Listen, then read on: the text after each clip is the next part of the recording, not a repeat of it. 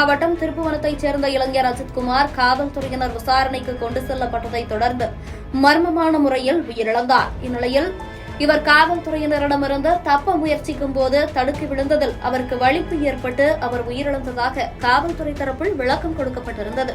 ஆனால் காவல்துறையினர் மிருகத்தனமாக அஜித்குமாரை தாக்கும் காட்சிகள் வெளியாகி கான்பூரை கதிகலங்க வைக்கிறது. காவல்துறையினர் தரப்பிலிருந்து அவர் தப்ப முயன்றபோது தடுக்கி விழுந்து உயிரிழந்தார் என கூறி வந்த நிலையில் இந்த வீடியோ மூலமாக அவர்கள் அப்பட்டமான விதிமீறலில் ஈடுபட்டிருப்பது வெட்ட வெளிச்சமாகியுள்ளது.